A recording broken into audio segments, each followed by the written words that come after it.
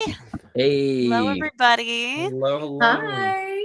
We are here to do a little Q&A, a little fun chat about our latest episode because we have the amazing Vivian Nixon Williams and we have Eric Schwartz. And I am so excited. And Ed is joining us as well, Ed Bosco. And I love it. you're here Just too. like the watch party. It's like, well, he's over in the corner. And Ed. It's fine. I get it. I know. And Adam, the writer of the episode. Oh, Hi, guys. That's me. So we'll just I think we're kind of just off the cuff today, and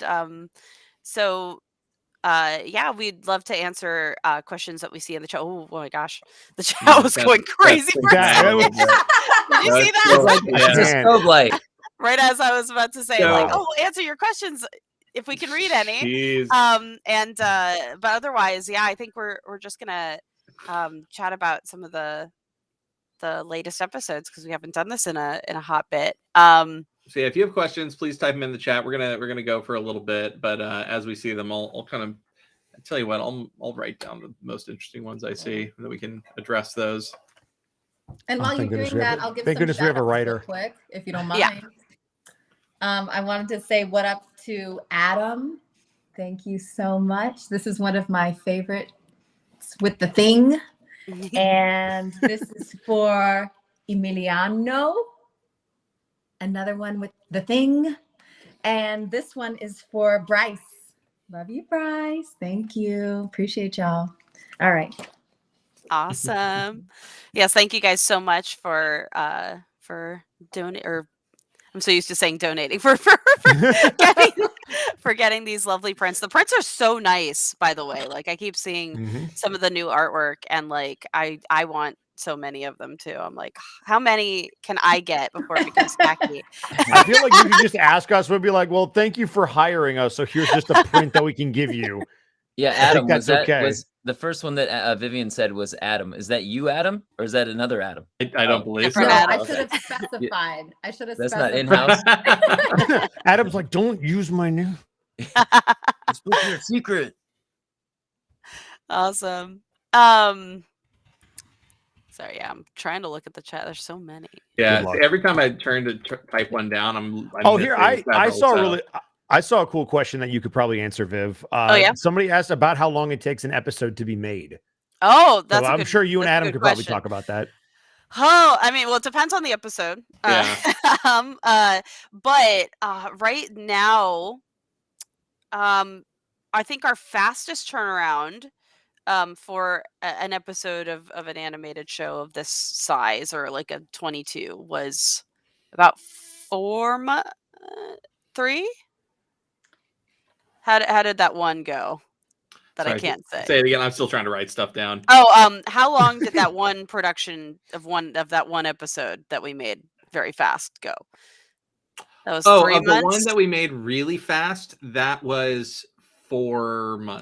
4 months. That's what I figured. It was okay. 4 months, but that was after production started. Pre-production had already been done. So yeah, we had something that we worked on that pre-production was already set. Which pre-production, for those of you guys who don't know, is like all of the early stuff. It's the boards, it's the character designs, it's the color palettes, all the things like that. Like all the kind of like what goes into an episode. And when all that's done, which that can take forever. You know, we kind of have pre-production kind of going, like it's kind of a constant throughout the whole year, basically, of production of a season, or of, you know, for us, kind of, we have kind of more season going longer than that, but yeah. So if pre-production is all set already, then like the actual like animation, the cleanup, the comp, all the other like kind of factors, the fastest we've done is 4 months. So if you guys, you know, are seeing how long the waits and stuff are, it's because we're working on multiple episodes at a time for Helluva. It's a little bit different. So we kind of have like the whole machine is rolling, and every stage kind of gets shifted. Like animation starts in an episode. When that episode ends, animation starts in the next episode, but cleanup starts on the episode, and so forth. So there's different stages that kind of are constantly rolling,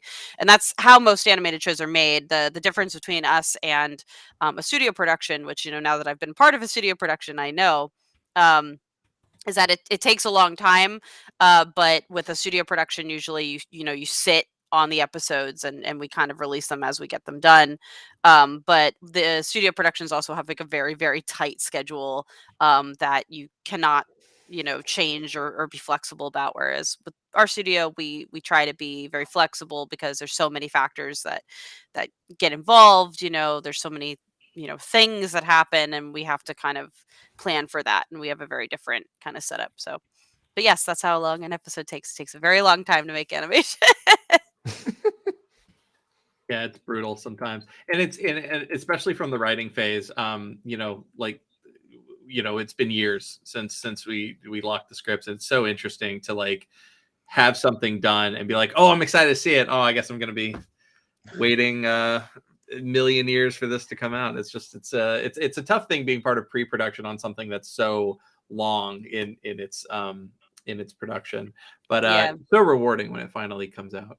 Yeah, when did we, this is a question for Vivian, when did we record this season? I feel like it was a year ago. It was like a year ago. It was a year ago. So when I finally got to see this episode, flabbergasted. I was like, oh my God, this is amazing. What is happening? Like, I felt like I had never read it before because I don't remember. Yeah. I feel like that's what's kind of cool about animation for the actors, because you guys, like, you record it and then it takes so long to make it that it is kind of like fresh when you see it. Whereas we're in it so hard. You didn't even give me the whole script, I don't think.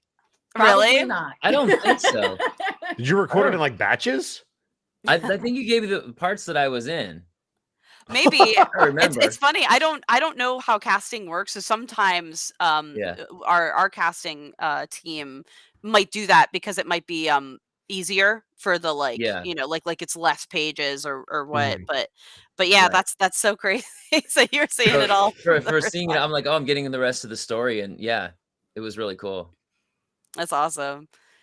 Yeah, this one was a really intense episode all around. Like from an artist point of view, it was really challenging because we had a couple 3D shots in there. There was a couple there's obviously like a lot of like different colors than we were used to working with, and then like all the dildos on the wall were like such a like, it's so funny because it was such a goofy visual, but like on a technical level, it was so complicated to get. They're all unique, right? They're like fingerprints, right? They're two shaped the same. So that we did cheat. We did do a lot of them that were duplicated, but we changed the color, and that's how we made them like different. You know what? That's fair because you can get them in different colors. Yeah, but you would know. What's cool though is that there still were like 5 different designs, so there's still like different ones, which is kind of crazy. Thank you, Jalen. Appreciate you. Now, did you guys draw those from memory or from a model? Oh boy, that's a good question for the hard-hitting questions. That's a good question for the designer. I majored in journalism. What can I say? Oh, you too? I feel you. Yeah. We gotta pull the design team in. Like, was this from life or was this from research? Did you really major in journalism? That's so funny. Like, I wouldn't have expected. Small world. I did journalism for a long time before doing this, so or like video game journalism. So not real journalism. Not real. I would argue video game journalism is real. Come on now. Well, it was esports journalism. It wasn't even just video game journalism. I take it back. Yeah, exactly. Never mind. I take it back. Yeah, it was awful.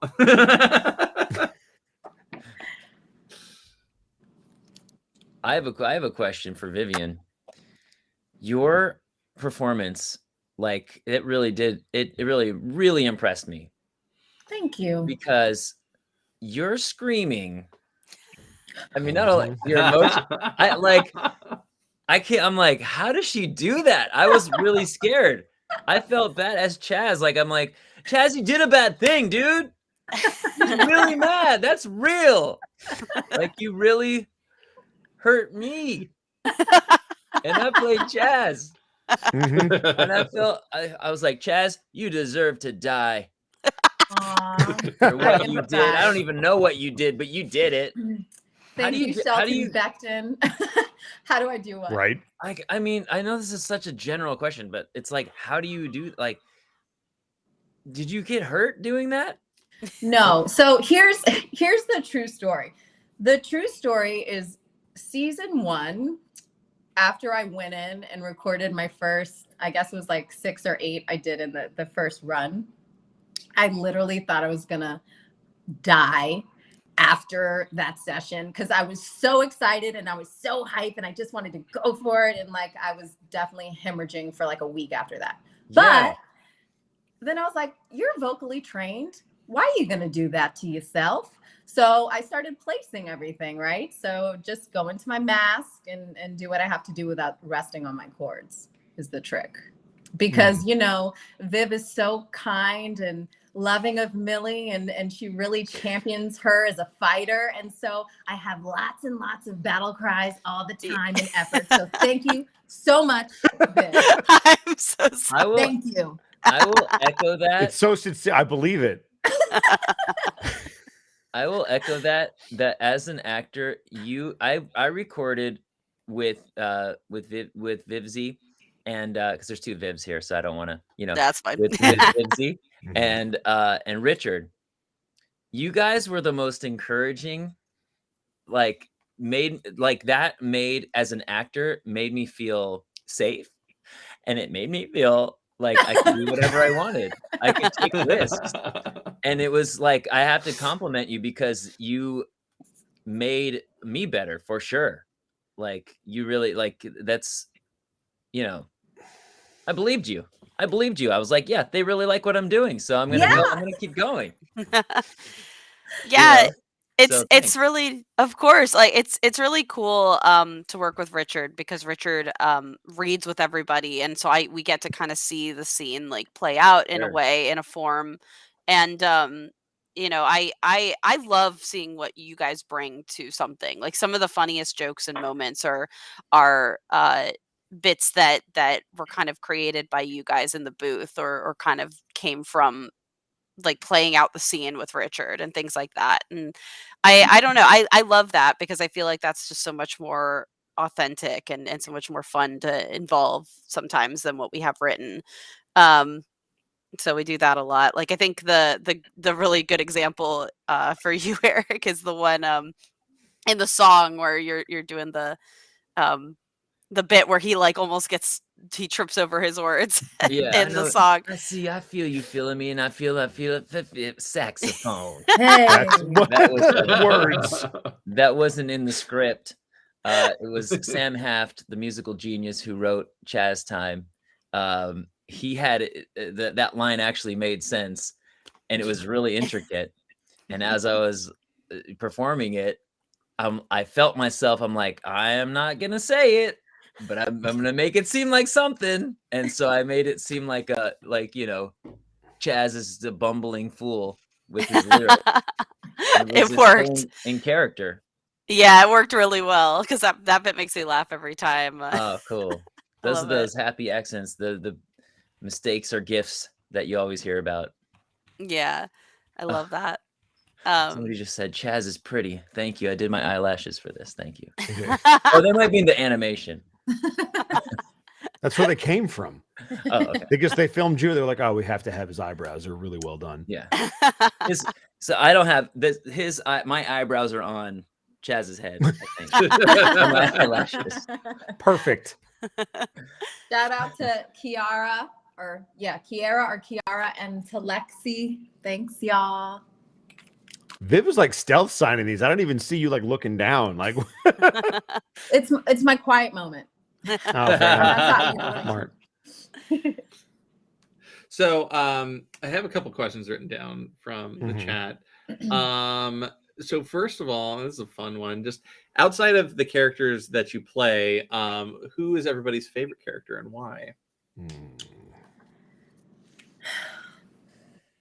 Why you do that to us? Yeah, that's like Gotta think who's about your it. favorite kid? What the hell, dude? Yeah, I know. I'll start. I'm super biased. I like Moxie a lot. Mhm. He's one of those characters that just, relatable. I was a theater kid growing up. My mom was a theater teacher, and yeah, it's just he's absolutely one of those characters that I see a lot of myself in. Although I don't necessarily behave much like him. So yeah, for me, I like him. I like writing him a lot. He's super fun to dig into and to make fun of at times and to jab at. Yeah. Mine's Blitz. I love Blitz. He's so raucous and obnoxious and hilarious. And he also has really sincere, beautiful moments. And he has such a spectrum. And I love him. I love watching him every moment of every show. I'm the new guy, so I feel like it's my job to not pick sides yet. Kind of learn the landscape. Diplomatic answer. Well played. And maybe in another live stream, I'll give you that answer when it's more advantageous to my knowledge. For sure. I don't know yet. I honestly don't know, and I really don't. I'm actually just so blown away and impressed by everybody that everyone is like at the top for me. That's fun. I have like a top. I'm gonna cheat. I have like a top 5 because I don't know what order I would put all of them in. That's like the whole cast. Yeah. Well, all right. Yo, top 5 MCs. Let's do it. That's what I'm saying. Like, how could you not like Blitz? Like, Blitz is like my spirit animal. Just the way he's like sarcastic. It doesn't give a fuck about anything. It's great. I really like Luna, especially after the episode that we watched with Luna, where we got a little bit more emotional context and saw her kind of care about her surrogate father, which was really cool. So that really endeared me to Luna. Plus, Lindbeck's awesome. And then I just really, really like Fizzarali and Osmodius. I think them as a duo and the way that they sound, because they're both impressive voices for equally different reasons. I'd love those two. Like they're great. You forgot Millie. Oh yeah. Which one's Millie again? Is that the one little that one? screams real good? Moxie Millie. That's right. That's right. Yeah. That She's one. in Okay, yeah, no, IMDb. they're really good. Yeah. Yeah. That's great. Viv, do you have one? I for me it really is choosing between my children. So it honestly kind of changes per episode, it's really fun. I'm obviously Vivian, you haven't come in yet for some of the stuff that we're doing with Millie in the next season, but there's some things that that I think I gave to Millie kind of more finitely because for everyone who doesn't know, like fun peek behind the window, we're moving on season 3. Like the writing right now is kind of gearing up, and we have like we've had the show mapped out, like the entire show mapped out, but we wait kind of more in the thick of things to actually script the episodes and actually like properly lock them in. And some of these like character details and stuff are things that we're like cementing now that, we're getting kind of further along in that next process. And some of the kind of things that I've given to Millie come more directly from like how I've dealt with hardships and things like that. So I've become endeared to Millie in a way that became very personal, and I'm very excited for you to see what's in store with that. But for me, I think I'm also very biased when it comes to like for me, I love writing drama and thinking about drama, and I love to cry. And any kind of opportunity I have to like try to make myself cry, I always try. And for that, usually it's characters like Stolas.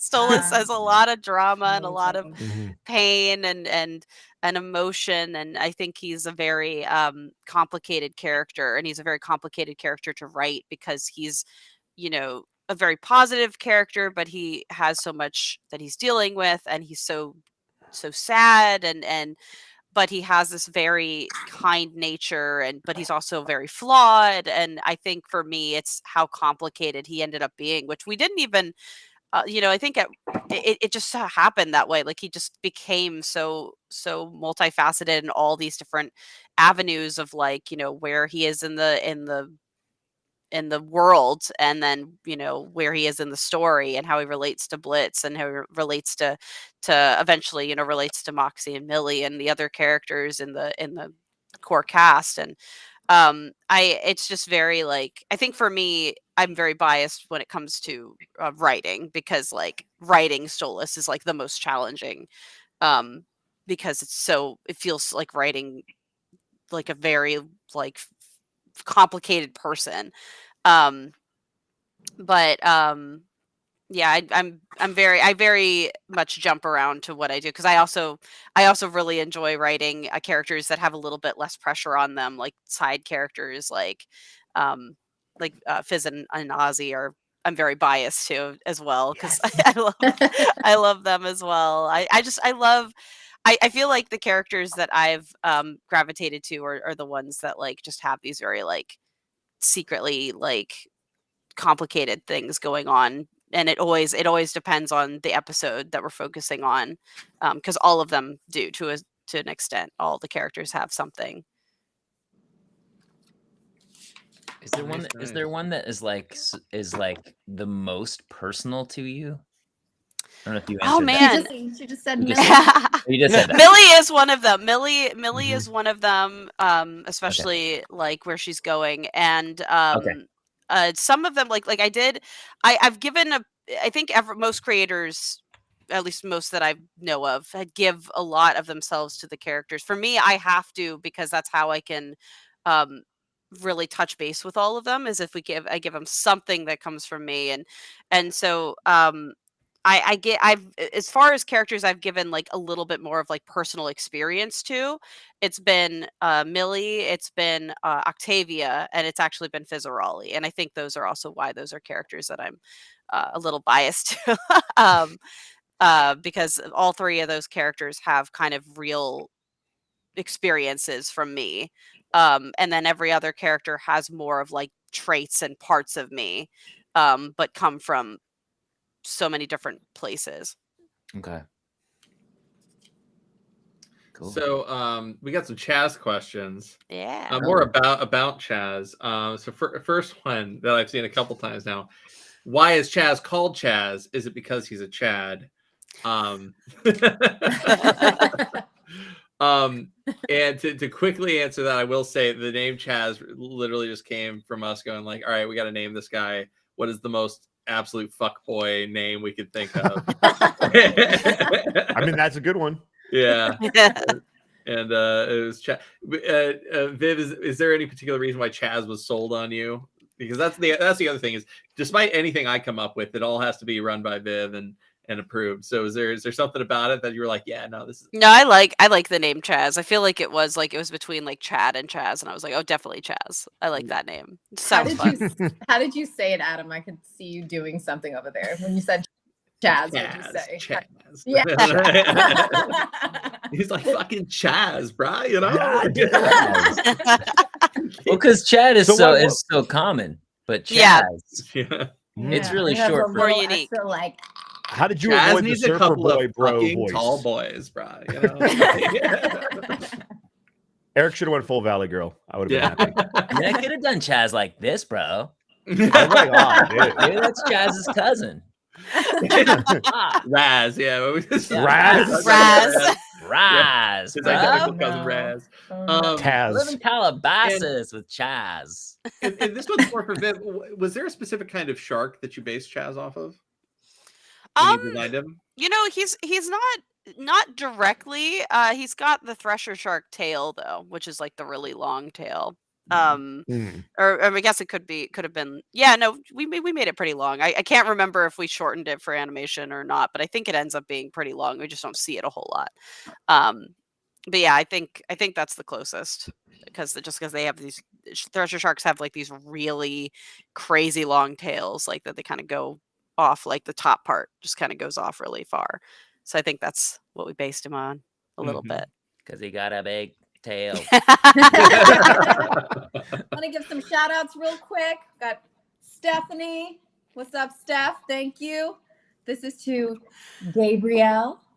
Ooh. And we have Ray, a throwback Millie. I need to get some new prints. I need to like take a vote about what the next print should be. I needed like another. I think it should be bad Millie. I think Millie would be a good print for you. Yeah. I think it. It's, If I had to all of our Thank favorite you characters. by so the way. much for that, Ed. And this one is to Meridine. All right. Awesome. So the next one, I think for everyone. Now, this one I think is pretty easy to answer just outright, which is, have you ever laughed at the show before? I think it's an easy yes. But to expand on I would that, hope so. yeah, what is everybody's like the moment that made them laugh the hardest in the show, or the moment they enjoyed most? That's I guess I'll while you're thinking about it, I talked about this yesterday a little bit, but it was R2's board with Krim sitting deviously surrounded by all the dildos. That moment I was not expecting, because it was added in in the board phase, and that wasn't in the script. And Viv, it sounded like you had played a part in it, but I didn't see Oh it. no, I directed Yeah, that moment. I didn't see any of that until it was all the animatic was like that section was locked. And Yeah. so I got it as like a whole complete thing. And I was just so into it, because it's the first time I was seeing this thing that I wrote like in this kind of dark, brooding section. I was like, oh, that's intense. Oh, this is great. Oh my God, that hits so good. And then, the dildo moment comes in, and I almost fell out of my chair laughing. I was like, that is too fucking much. It's pure gold. I love it. Yeah, that one, when I was reading through the script, I knew that moment had, because I was like, it's just the perfect opportunity to remind everybody that this ridiculous setting is happening, and I was very determined to have it. I was like, and R2 absolutely sold it, but just the making him look evil, like the most evil he could, just in that chair, but like I wanted like the most in frame of all of them. Like I wanted the most, like I wanted them coming from every direction. And I remember the complicated part of that was to kind of hide it so that reveal could kind of hit as hard as it could, because they still, are all over the walls, so we couldn't just like take them out. So we ended up making the scene darker in the sharp parts where, like, kind of post flashback, where Moxie's like, backing up against the wall. We had to like try to hide them and kind of make them not, like kind of make you try to forget that they were there, or at least not as, important, so that next cut could be like everything happening at once. And I love that joke is one of my favorites in the whole show as of right now as well. But I feel like there's, I have to think and see, because I don't want to steal a your lot of answer. Brandon's little like quirky deliveries that he does, where he does a very like almost like Always Sunny kind of stream of consciousness delivery sometimes. And some of the best little funny bits come out of that as well, and they always catch me off guard and make me laugh as well. I'm probably going to misquote the line, but one that I remember is the episode where Stryker shows up and they're in the bedroom, and Moxie just figured out, oh, you're trying to kill Stolas. And he's got Blitz pinned against the wall, and he goes, oh, you daddy fucker. And I don't know why that made me laugh so hard. I was just like, what do you say? What? But it was perfect. I was like, that's absolutely something he would say. And I don't know if that was in the script or if he ad-libbed that, but it was that great. one was in the script, actually. It was but he perfect. did a good job. That was such a good one. Yeah, this is a hard one for me too. Luna kills me, all she has to say is fuck one good time and I'm on the floor. Let's just be honest about that one. So yeah, but I'm with you, Adam. Just Brandon and his stream of consciousness is in every single episode. I also can't pick. I mean, I think I'm still the new guy, so I think I probably would only be able to talk about the episode I was in, which there's so many great moments in it. I love your raging Vivian is like hilariously awesome. When Blitz, I don't know why he says this. It's not like I don't know if it's supposed to be a laugh, but just the way he says it when he goes, "That's rich." That's like rich. I just love how he says it. And the dildos for sure, like the callback, and then how it breaks the tension of the dramatic scene is perfect. And if I'm gonna give myself credit for anything, it would be I got a big dick. I had forgotten. That line read is so good. I forgot that I said it because it's been so long since I recorded it, and I actually laughed. So if I can ever make myself laugh, then I'm like, okay, I give myself a little credit. But Yeah. it's like you guys put it all together, and it just was. I love the whole thing. It turned out great. There's a lot more. Yeah, Shout out to Alex and Josh, the twinsy vibes. Mhm. Josh Nice. Alvey. Awesome. Yeah, I think this episode had some of the biggest laughs for me. But I feel like I'm so mired in the latest one because I have a hard I've watched through the show so many times that like especially while making an episode that I don't go back and watch them. I'm really excited to though. Like I think once season 2 finishes, I want to go back and like myself go and watch the show because it's been so long that I won't because I do kind of forget things sometimes. Like every so often I'll see a clip or a thing go around from a past episode and I kind of sit there and I'm like, oh yeah, we made that one. Yeah. That's so good. That's awesome. Viv, this is more for you. What was the most challenging and longest or longest episode to make? 8. Sorry. one was that? Okay, I feel like of the released ones. Of the released ones. Oh. Yeah, 8 wins that by a country mile. But Yeah, you guys will see it eventually. Man, on a technical level, this latest one was pretty tough. yeah. But I feel like it ultimately turned out really solid. Like, obviously like it wasn't like a met. It was like it was in a hectic time that it went into production because 2 and this episode 2 and 3 were right in the like caught in the middle of when Has-Been's production started. So that's how you guys know how long we've been working on all this. So it was a really complicated time to figure out at our studio because obviously like there was a lot of split teams and there was a lot of my time was taken away for the first time on a very complicated production. And so this year we definitely had to figure out how to make everything. And we've definitely figured out our process. So you guys will be getting episodes much more frequently. We are obviously like we have a batch that we're trying to get out but up till the summer and we're really excited about that because it's a really nice little batch of episodes. But then after that I think obviously nothing's set in stone, but I think we're hoping to kind of do the traditional route of building up a batch of episodes so that we can safely release them more timely for you guys. But we can also make them. We're making really good time on everything. The studio's in a really good place. So excited for that. Yeah, definitely from an animation standpoint, like things are running smoother right now than they've ever run before. So I have a lot of high hopes for the future.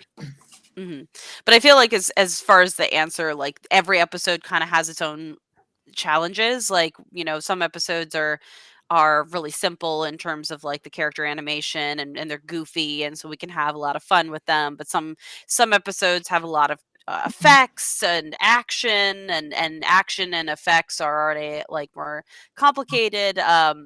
Some episodes have big song numbers which kind of like are similar to action where they require kind of an added touch and specific timing and some scenes are very like dramatic and need like more subtle acting and it really just depends. So most episodes kind of have a mix of both where there's a lot of zany, a little bit of action and a song. And the song and the drama are very similar in terms of how complicated they can be. So. Shout out to Seth. Shout out to Caleb. I feel so obnoxious. I should not be signed. No, right you now. good. No, you're fine. You're doing No, you're fine.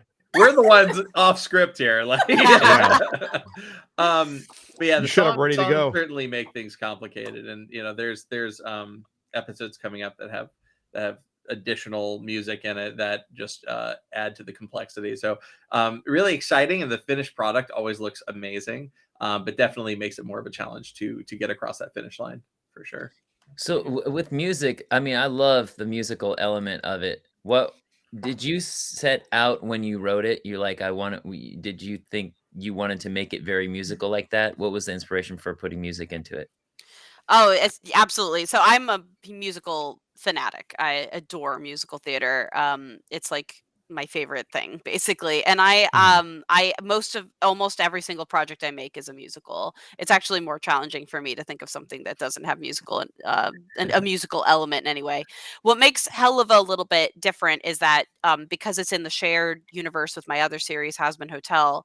Has Been Hotel is a very like classic Broadway style musical where like the characters just burst into song, and it's very it's kind of meant to be that.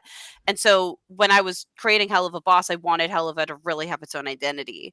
And that I also wanted to be in the music side of it. So it's a diegetic musical where it has the music more in the universe, or at least there's an excuse for it in the universe. And we obviously find ways for there to be songs in a lot of different creative ways, like a lot of it's through performances on stage the characters are doing, or it's a little bit more of like a joke, or it's a fantasy sequence, or we find kind of these ways.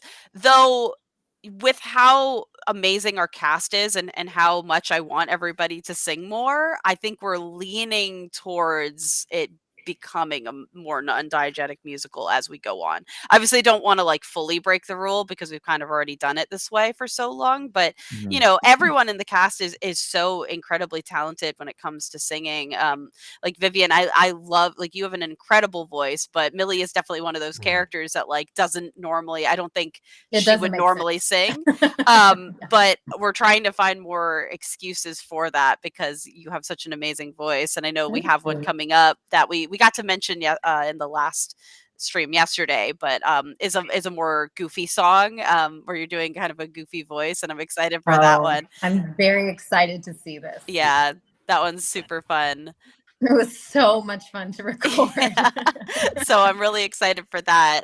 But yeah, I want to do more of those kinds of things. And so I think as the show goes on, and I think as it finally, like kind of reaches its where we want it to go, we might find more excuses for the characters to just kind of sing. But it is a very special thing, I think, in Hell of a Boss. I think singing it kind of comes, so there's a lot of characters that are performers specifically, like Fizzaroli's a performer. I think Stolas obviously has this like kind of quirk that when he's really emotional, he kind of is the one that just bursts into song. But I feel like it's kind of funny if it's something that's actually in the world, that he just bursts into song and people are like, what are you doing? But and then Moxie's kind of like that too, where Moxie is a musician that he's constantly trying. So I feel like him pulling Millie into duets is a pretty common thing as well.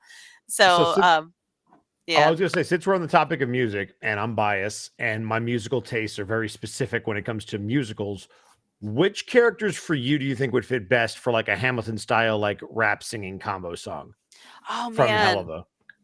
From Helluva, man. Oh, it's so, I don't know. Vivian's over here like Vivian has a Millie. Millie got bars. Millie, then hell yeah. Millie got bars. I mean, Yeah. I'm also right here. I mean, the bouncer could do it. It's fine. I don't mind. Chaz would be good for that. as the new, we'll talk. So this is happening, Sounds like right? everybody These wants are the it, yeah. three. This is it. Okay, We gotta have a Hamilton style episode. Yeah. It has to be Richard. If Richard Please. doesn't get to do it, he's gonna. Oh yeah! Oh my God! Yeah, Yeah, right? Richard too. Yeah, I So I feel guess like what I'm Fizz- hearing is Fizz that would be really everybody fun, has. too. Yeah, Yes. I think what I'm hearing is that we have to The do Hamilton a musical episode. That's what I do. Yeah, a Hamilton episode. That would be amazing. That actually would I don't be have a lot really of tricks fun. in the bag, but that's one of them. I love the Let's do idea. Wait a minute, Edward, you of rap? Alex doing that, just like Mhm. Edward, you "How rap? does the bastard Yes, I do. orphan?" Do we all rap? I think so. No, I actually don't rap. I know I don't believe that. I don't believe that. The way you sing, you could rap easily. That'd be easy for you. Yeah, I can This have is my rhythmic husband talking. coach me. He's really good. There you go. You haven't But I heard can do some my, shout outs. I can do some shout outs. Do some shout outs. Yeah. Dylan. Hey. Okay. No Leah. Okay. Yeah. We got a no name. We got a no That's to name. eBay. The hype That's is called to real. eBay. All right. Dude, the What was hype that of it, one? energy is so Oh real. my god. Amazing. That came from the diaphragm. Do you hear that support? She knows how to use her vocals. Mhm. Oh man. No name in the building. I have to shout this out from the chat. Just someone just says Chaz is dead. Chat. Spoilers. Hey, Just right. Chaz is like how dead. definitive You're they dead. said that. Yeah, no, he's Whoa. not dead. He's right here. Yeah. Boom. His voice is still around. Now, here's the question: with how much of a snob that Moxie is, do you think he'd be like kind of pissy about Hamilton? He's like, this isn't like Phantom of I the think Opera. you know Like, what I think because Richard loves Hamilton so much, I think it would be very funny if Moxie just Hates did it. not Didn't like it it. at all. I love it. I would love it if Moxie, because I do think Moxie is one of those musical theater nerds that's very like, oh, it's not the classics from the It's a- 80s. it's not Oklahoma, like This not isn't Oklahoma. Annie. This isn't Andrew Lloyd Webber. Because I did so I not to like disparage any musical theater people, though then again I don't know who this would disparage, but I don't particularly like Andrew Lloyd Webber. So I thought it would be funny if Moxie loved Andrew Lloyd Webber. Because I don't. Well, like wholeheartedly favorite. Like it's his playwright. favorite. It's like the person he would die for. He's like, he can do no wrong. Bad Cinderella is a really good show. I think. I'm sure it's all the perfect. things you would never say. Yeah. Oh my god, But Oh, boy. love it. Let's see. Here's an interesting one that you've partially answered before. Are there any other deities or from other like mythologies and stuff that exist within your mythos? so right now, I love the way I kind of like seeing worlds is that there's no current kind of one like kind of mythos that is like the right, like the perfect, the whatever in this world. I love involving things from whatever, as long as it can be obviously like tasteful and respectful. So there's definitely a lot of exploring from lots of different kind of like in demonology of all kinds. Like there's, because demonology exists in like so many different in faiths and religions and mythoses, and so it's really cool to like learn about, but it's always like something that I want to make sure fits, or that we can do in a creative, respectful way. So with Helluva and Has Been, they're mostly pulled from like very like kind of Old Testament kind of things, and these old like demonology, like the Darjaguisha is like a very specific demonology kind of text that kind of exists in its own, like there's a kind of their own canons that they've created, and we also pull from like things like Dante's Inferno that are very like kind of spun off of kind of biblical Christian things. myth, Yeah, so it kind of comes from all over. We've got some like kind of um there's even some things from like Mormonism and things like that we've kind of like thrown in there, like that if you like and but it's that's the way it is. It's like it's very like I wanted to tell my own story, so it's very much a thing where like if something's recognizable from something that exists, that's it. That's kind of where it ends. It's not meant to be a statement on anything. It's not meant to be like specific to anything. Yeah, that's kind of how which it is works. also, I think, important to note that it doesn't have to follow the rules of the source material, which should go without saying for an adaptation of anything. But just it's one of the, I've seen a lot of assumptions about characters based off of like the source of that mythology, and it's like it doesn't necessarily have to follow those rules. That's It's kind of the fun of playing with it. If you want to just have that mythology, go read that stuff. But like, Yeah. Well, it's funny. I know the one that I think I've seen the most like comment on is like things like Lucifer, because Lucifer is it in a lot of there's so many different like interpretations of like the devil and Satan and stuff. And fun fact for people who don't know, but in some texts, Lucifer and Satan are not the same character in lore. And so in Has Been, that is the case. So Satan is actually the sin of wrath. That's why a lot of the imp characters will go, oh, thank Satan, or oh, Satan, or whatever. It's because he's kind of the deity that represents them. Lucifer is a completely different character, and he represents pride. And Lucifer is pulled more from like sort of the biblical descriptions, which is that he was this gorgeous angel that disobeyed and things like that. So he's meant to be this very porcelain, like kind of prettier looking, like kind of I think that's why he kind of leans into the the very like lean like sexy man that I apparently draw a lot, which I do. So he leans into that. But you've also you talked about even going outside of strictly religious stuff too, and going more into other kind of mythoses, which I think is really exciting to eventually look at. We have some Lovecraftian stuff that I'd love to explore, which obviously is like kind of its own otherworldly, like anything otherworldly, any mythos about like the underworld, or like how like in demonology basically, which again exists in so many different forms, so it's very fun to explore. I'm going to do a couple more shout outs, and then I'm going to put these down for today. I'm going to say thank you, Zombie 3X Sway. That's the handle, I'm guessing. That's the name. Judah. Judah. Why'd you say it? You said it like Luda. This is for Justin. Thank you, Justin. Appreciate you. And Jackson got that thing. All right. Awesome. Jumping back to only somebody mentioned it in chat. There was like a slight nod to Lovecraftian stuff too in 202 with Stolas's little bedtime story. Stolas's story. So yeah, I'll leave that there.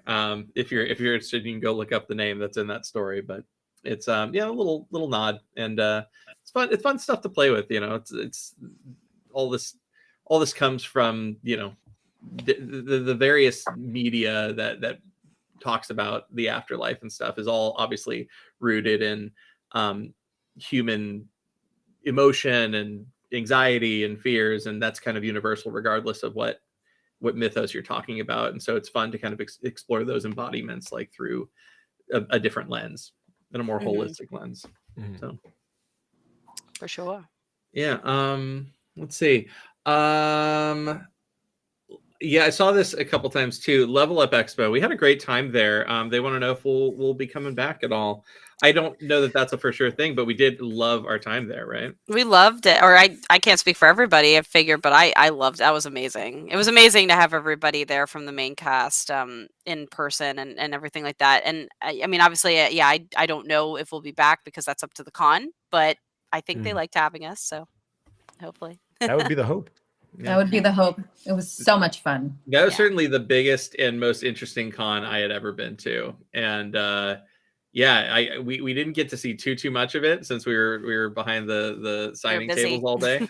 But when we did, I mean, it was really cool setup. So I'd definitely love to go back, even if as just an attendee. Yeah. So. And I just have to say, it was my first time going to a con, and I was wildly impressed by the cosplay. I mean, they asked me to make a costume for my daughter for her picture, and I'm shoot me now.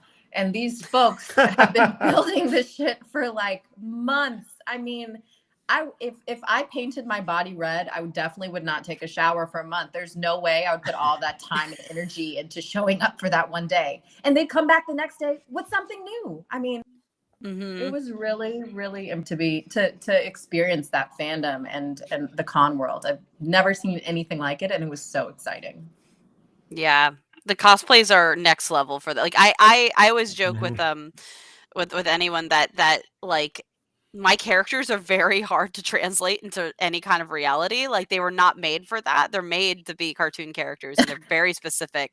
But the way that people will translate them is incredible. And and they do it for every character. So Eric, you're gonna start seeing some really cool Chaz cosplays. I'm positive of Cool. it.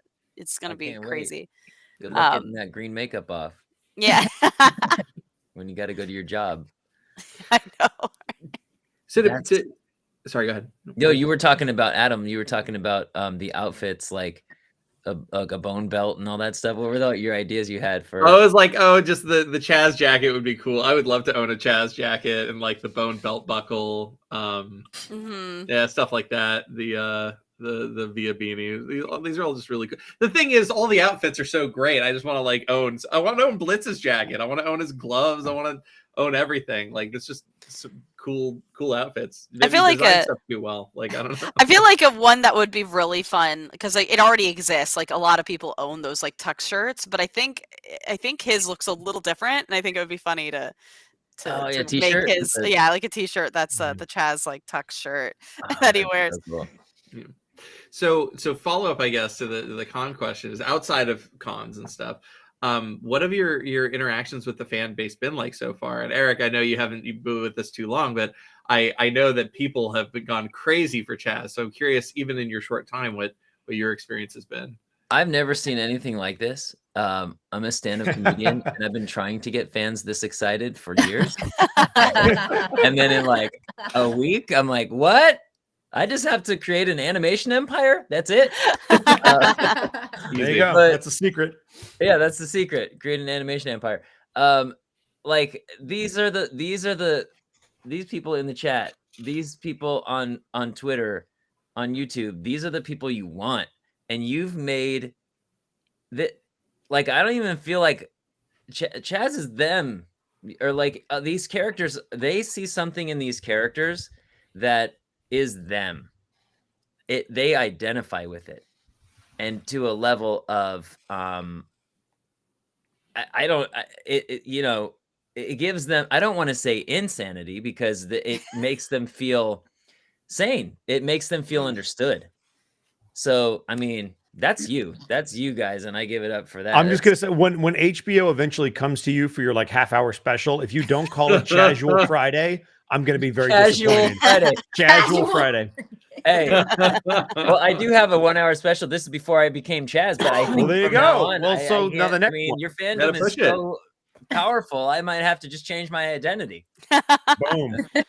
You were mentioning maybe doing like a live song, like the song of Chaz time. I'm like, and since I told you that, so I've had these other ideas that I don't know if I want to say them on now, but it just, yeah, like I perform live, and in my stand-up, I do a different kind of stand-up that incorporates music, that's why I'm so like entertained by what you just said about like you using music. And I'm different that way, where I kind of do like a musical in a stand-up show.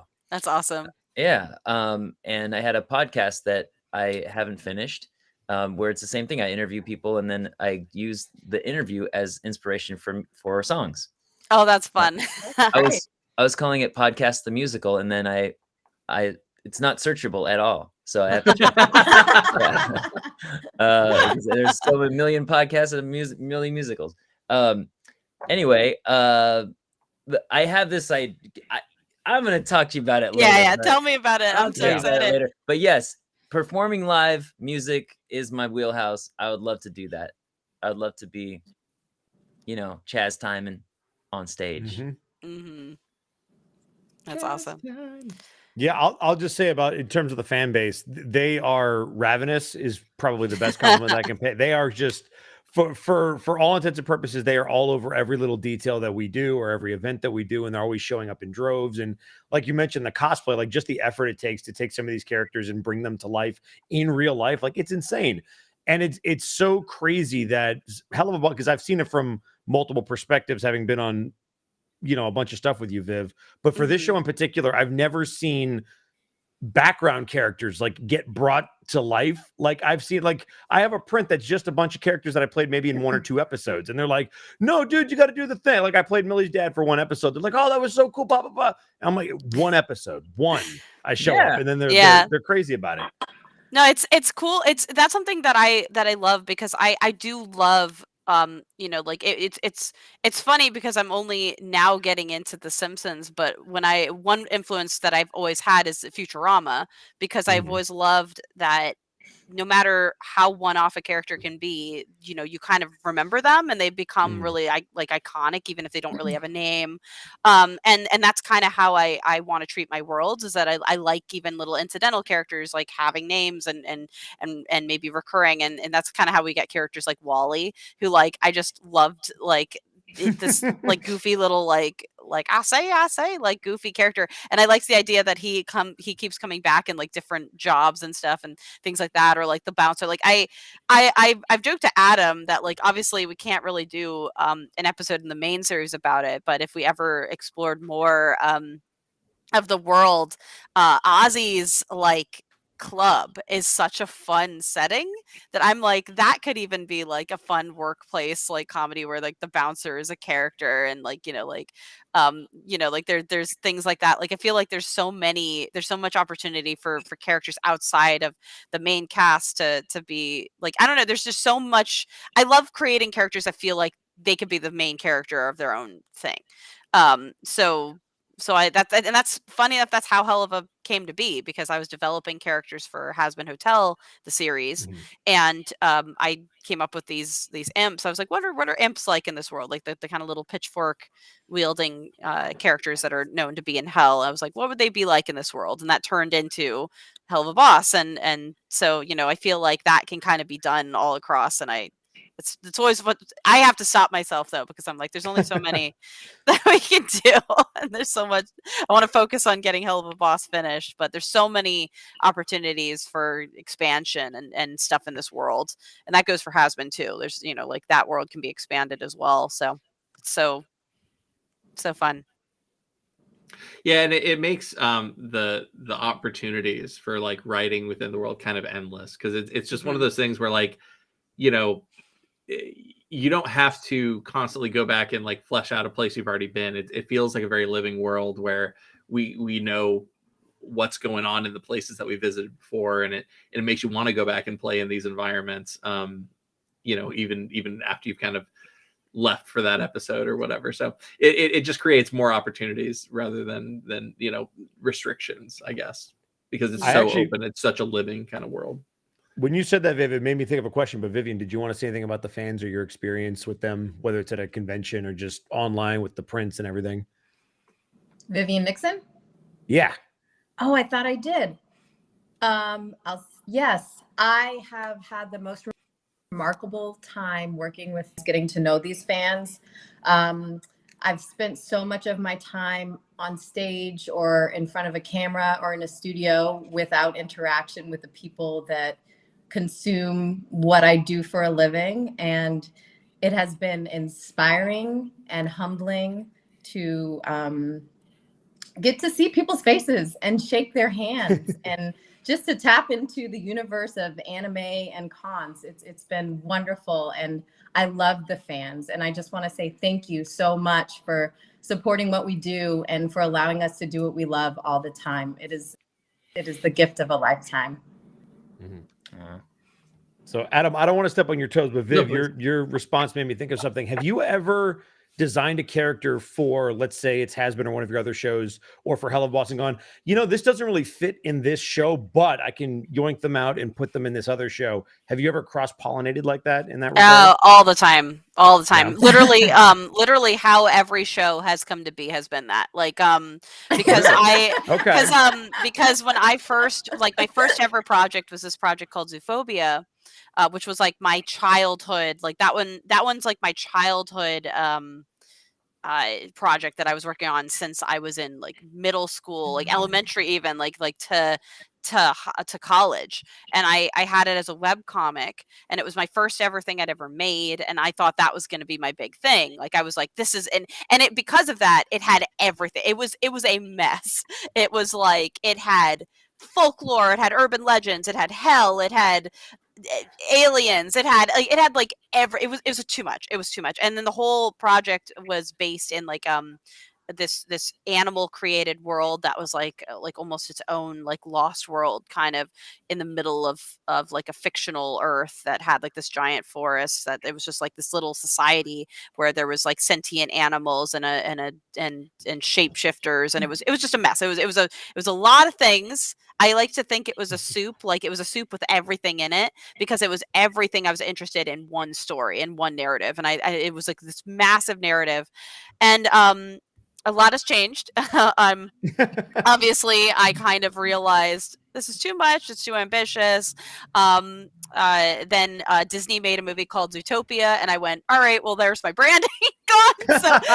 So while I would still love, like, we actually made a Zoophobia short not that long ago. I think it was maybe 2 years ago now. Time, but I have wanted to explore those characters again in animation, and I want that to be a comic someday. But I've been able, thanks to doing that, exactly what you said, is where I steal, because the has-been characters were in that at one point, like Alistair and Angel and Charlie and all that were in that story. They were in like book 5 of this like ridiculous overly whatever story. I decided, no, these characters don't even feel like they relate that much to the Zoophobia cast, and they're kind of the side mission that happens way later in the game. I think I'd rather just explore that, and so I yanked them out, and obviously I've developed them into their own world and their own cast, and then that has definitely worked out. So Has-Been became its own thing, and then through that, Helluva became its own thing through developing Has-Been further, which they're in the same universe, but I think I've learned to do that more and more. So Zoophobia actually being my main hub is actually where I pull the most from. So there's tons of characters that were in that world that I've decided to pull out and make their own project. And thanks to that, that's made Zoophobia smaller. And Zoophobia now is going to be like a more young adult. Like originally it was like Has-Been, where it was like super like got really dark and got really adult and stuff, and that's just because it was my only project. But now I think it's going to be allowed to be like a young adult series that's like an adventure, and it has a much smaller cast and a much smaller story. But that's what I've learned actually to do, is when I come up with fun ideas, don't just put them all into one pot, put them in different pots and different soups. That makes sense. I just learned something. Yeah. that's how I make things. I had the one soup that I had since childhood, and now I'm taking from it. So Adam, I think we're right up against our time limit. Do you have like a go home question, like a really good like capper for us? Oh shoot, I didn't have one locked and loaded. No. I guess if you had like on the list, you're like, that's a good one. Yeah, I was like, I thought we were playing us out to this one, but Yeah. let's see what we got. If not, I got one that I could throw out. Yeah. Why don't you throw yours out? All right. So this is a question for particularly the cast, but Viv, if you want to find a way to answer this, you could. If any of you could swap to another character in Helluva, who would you love to take a crack at if you had the shot?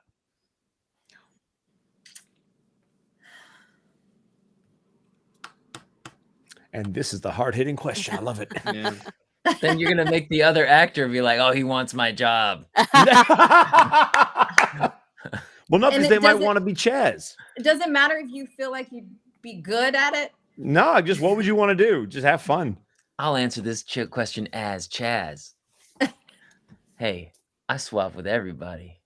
Hey! It. That's a good answer. I'll do anybody. I should have gone. I can't follow that. I'd go in for Stolas Oh, heck. Yeah, all day. that'd be really interesting. All day. That'd be awesome. Yeah. I'd want to play the little butler imp who doesn't speak. You might already do that. See, yeah. Yeah, maybe you do. As long as he doesn't Kinda do, speak. you're right, It's just right? played by Adam. Done. No, I have to answer. Shoot. Yeah, come on. You know You wanna what? play Chaz? I'm You gonna wanna be play Chaz, ballsy. I would love to try Fizzarali. because he's got such a unique style. I would love to try to put my spin on that. Yeah, and could you And then do that watches voice? everybody hates it. They're like, what? Stop it. Try doing the voice, Ed. I want to hear it. I mean, I could probably put a lot of gravel in my voice, Oh, but God. it would work. Okay. Fried after 10 minutes. I'll work on it. We'll figure it out. Pretty good. That's awesome. And you actually do play characters, so who else would you want to play? Oh man. Yeah. Oh, God. That's Yeah. right. Or Yeah, here's the a better show. question. If you could yank somebody from one universe to the other, or maybe it's like a hell of a boss and drop them somewhere else, who would you yank and switch? Oh, I mean, I wish I adore crossovers. So someday I would Mhm. love to cross over the shows. Maybe that'll be possible. I have no idea. But I love crossovers. So any of them, honestly. Any characters walking through. I mean, technically we do have like visual cameos like here and there. I think there's one character that technically has touched both shows, but I'll let you guys see who that is. But yeah, as far as like voicing, I'm still very like new to voice acting. I was very lucky enough to take Richard's class before the pandemic. I still want to take. He has like multiple levels of his class, and I'd love to take it again to do the second like part 2 of the class. But that's why I love having him as a voice director, because he makes you feel very comfortable, because I actually have like intense stage fright. I've had it since high school, even though I used to really like being on stage. And so I think that's why I'm also very biased. When I was young, I didn't have any kind of stage fright. And I think it was I've taken like singing and stuff like on and off throughout my life. So I would never say I'm a singer, but I have taken classes and I do love to sing. Um and I'm trying to get better at it, but I did get very intense stage fright that hit, I think, as soon as I wasn't in those spaces anymore. And so now like it takes a lot of of alcohol to get me comfortable enough to just sing in front of people, unless it's like my friends at karaoke or something. But I I feel very encouraged by Richard to perform, and I've ended up voicing on the show mostly for budget, but you know it is because it's fun, and I feel like, but I feel like I don't stack up against any of the other cast. I'm very judgmental of my own performances versus everybody else's. Like when a character of mine starts to talk, and it's usually like an incidental, I'm always like, oh, okay, that's just sounds like me. I don't like it, you know. Like but so I wouldn't switch with anybody because I would not want to ruin the show. But I'm hoping to do more, because it is fun. It's fun. I